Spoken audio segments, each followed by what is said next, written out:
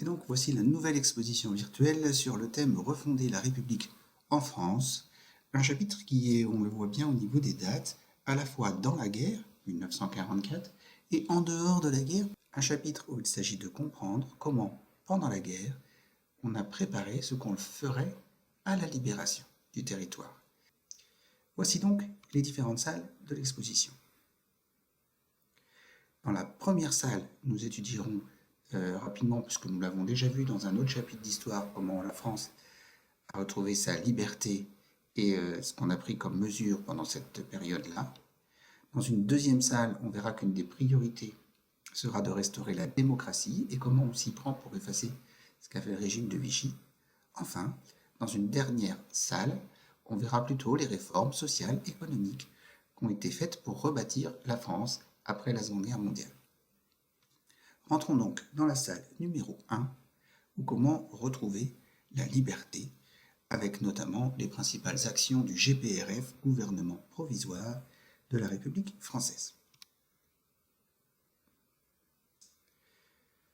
Voici donc le contexte de cette fin de Seconde Guerre mondiale. C'est la libération du territoire, avec des débarquements, à la fois en Normandie en juin 1944 et en Provence en août 1944, qui ont permis la libération du territoire, bien sûr grâce à l'aide des États-Unis, mais aussi grâce à l'aide des résistants, à la fois les résistants qui avaient accompagné le général de Gaulle pour lutter à l'extérieur du territoire, qu'on appelle les FFL, Forces françaises libres, et ceux qui avaient été, en continuant la résistance à l'intérieur du pays, qu'on appelle les FFI, Forces françaises de l'intérieur. La ville de Paris est elle-même libérée le 25 août 1944, et bien sûr, après le débarquement, on le voit avec les flèches rouges sur la carte, on essaye de libérer au plus vite tout le territoire et de refouler l'armée allemande en Allemagne.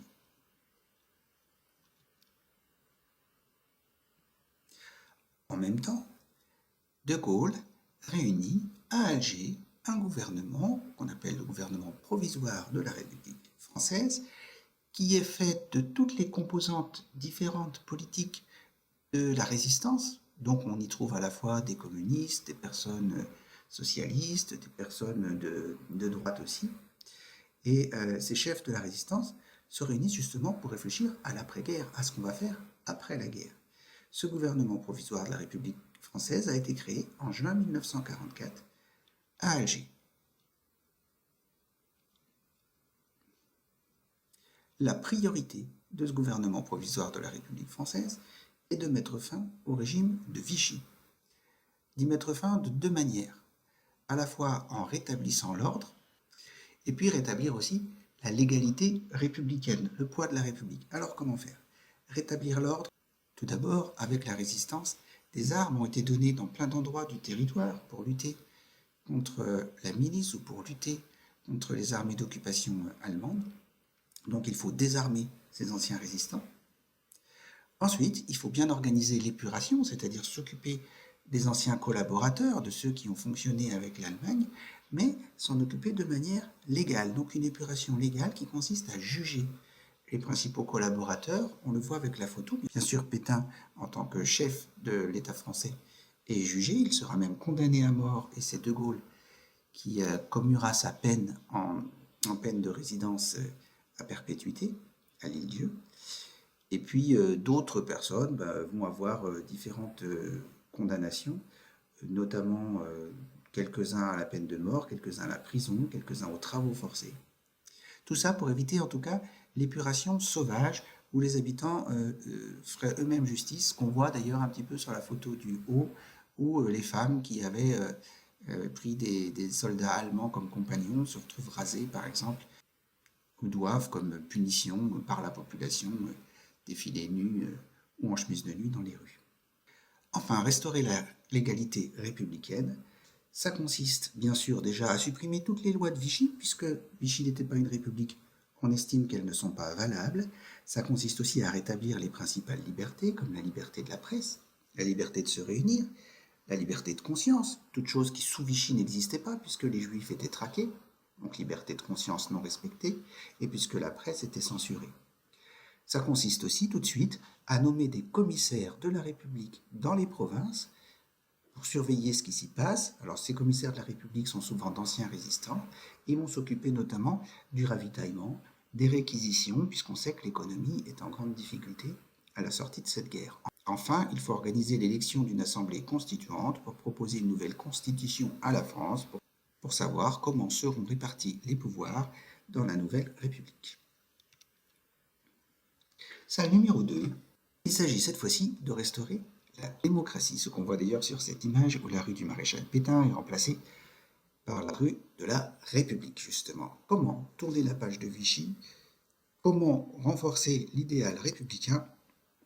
C'est ce que nous montre cette salle. D'abord, on va renforcer la démocratie en élargissant le droit de vote et en donnant le droit de vote aux femmes. C'est une décision qui est prise pendant la guerre, en avril 1944, et qui sera appliquée après cette guerre, dès qu'il y aura des élections, donc en 1945, puisqu'en 1945, on voit qu'on a notamment des élections municipales. Les femmes non seulement votent, mais sont bien sûr éligibles, c'est-à-dire qu'elles peuvent avoir des fonctions comme étant députées. Certaines, on nous le dit ici, seront élues à l'Assemblée nationale constituante. Alors attention, elles ne sont pas encore beaucoup à être élues. 33 femmes seront élues à l'Assemblée nationale constituante, alors qu'il y a plus de 500 personnes qui étaient à élire. Donc elles restent extrêmement minoritaires. Deuxième chose prouvant la vitalité de la démocratie, on va pas mal solliciter les gens pour aller voter sur cette après-guerre. Logique, il y a des nouvelles équipes municipales à reconstruire, donc élections municipales. Il y a des députés à envoyer à l'Assemblée nationale pour justement rédiger la Constitution, réfléchir à la Constitution. Et puis enfin, une fois que cette Constitution, que ce projet de Constitution sera fait, on demandera bien sûr aux personnes de se prononcer pour ou contre ce projet. C'est ce qu'on appelle un référendum, dont vous voyez le bulletin sur ce panneau-là. Troisième preuve de cette vitalité démocratique. De nouveau, bien sûr, on a le droit à voir s'exprimer tous les partis politiques. Ici, de nouveau, on le voit avec ces affiches qui sont pour les élections législatives de 1945. On a des affiches de 3 partis politiques différents. Parti communiste en haut à gauche, Parti socialiste SFIO en haut à droite, et puis un parti de droite, le MRP. Les partis les plus représentés sont ceux dont les personnes se sont pas mal impliquées en fait pendant la résistance. Les thèmes des campagnes sont les mêmes, on le voit sur les affiches, protégés. Première affiche avec cette femme qui a son enfant dans ses bras, dernière affiche où c'est la même chose. Et puis, rebâtir la France, on le voit dans le slogan de l'affiche du SFIO pour la reconstruction de la France. Donc c'est des priorités de cette France d'après-guerre. Enfin, on a aussi affaire à un régime qui est parlementaire, c'est-à-dire qu'une fois que cette constitution va être votée, ce sera la constitution de la 4e République. On voit que cette Assemblée nationale est dominée par le Parti communiste, la SFIO et la MRP, et que cette nouvelle constitution donne un pouvoir très fort à l'Assemblée nationale, qui, comme l'organigramme le montre, va élire le président de la République, qui investit le gouvernement et qui peut le renverser, et qui est quand même composé de plus de 600 députés. Comme le président n'a qu'un rôle secondaire, celui de choisir le gouvernement, ça ne plaît pas au général de Gaulle qui décide de se retirer de la vie politique.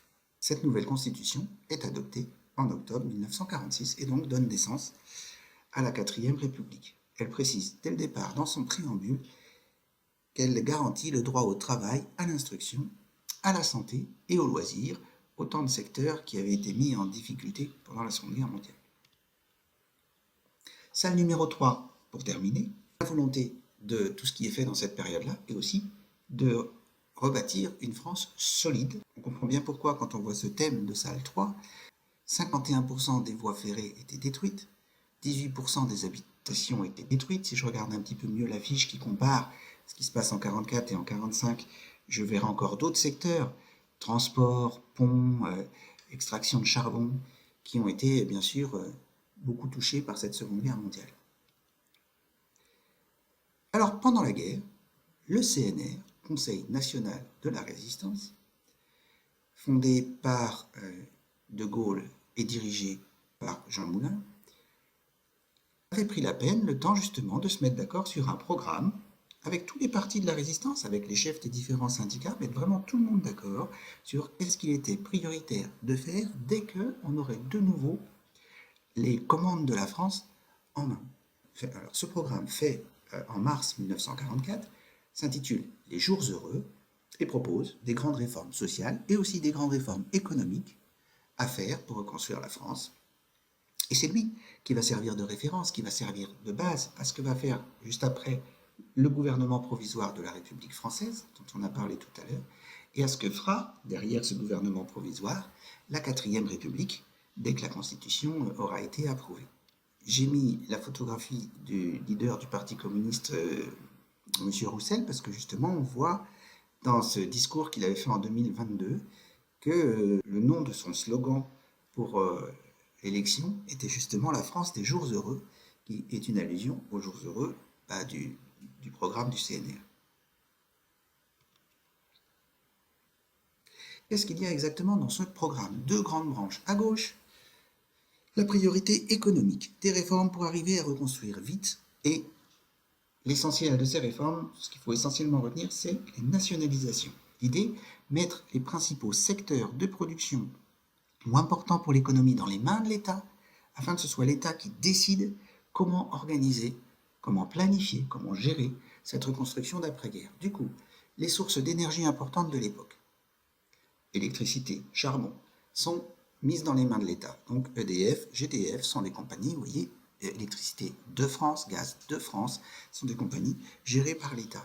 Au niveau des transports, certaines entreprises comme Air France vont être mises aussi dans les mains de l'État. Les assurances, à peu près 50% des assurances qui seront gérées par l'État après-guerre. Et bien sûr, certaines entreprises, alors là c'est plus vu comme une sanction, c'est des entreprises qui ont collaboré pendant la guerre, comme celle de Renault, qui vont être aussi dirigées par l'État. Et donc l'État fixe, à travers le commissariat au plan, les objectifs de production à atteindre. Autre volet du programme du CNR, faire énormément de choses sociales, améliorer les conditions de vie des personnes qui justement ont beaucoup souffert pendant cette Seconde Guerre mondiale. Et donc comment les améliorer? L'idée, c'est de créer la sécurité sociale. En 1945, elle est créée, elle existe bien sûr encore aujourd'hui. Quel est le rôle de cette sécurité sociale? Elle est de protéger les gens par rapport à différentes fragilités qu'ils pourraient avoir dans leur vie, notamment par rapport aux risques liés à la maladie, aux accidents de travail, à la vieillesse. Donc on va aussi on va créer des remboursements de santé, on va aussi créer la retraite à 60 ans, et enfin, on va aider les familles nombreuses à travers les allocations familiales. C'est en raison de toutes ces mesures d'aide qu'on parle de cet État-là comme étant un État-providence, un État qui, parce qu'il aide les gens, va permettre aussi à ces gens-là d'être un petit peu plus confortables financièrement et donc d'aider au développement du pays en étant consommateurs.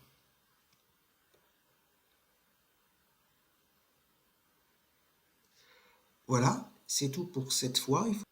On a trois choses à retenir. D'un côté, le CNR, qui alors qu'il voyait que les choses commençaient à tourner en faveur des Alliés, a commencé à réfléchir à comment réorganiser la France après la guerre, en unissant toutes les forces de la résistance, et donc a fait un programme pour cela.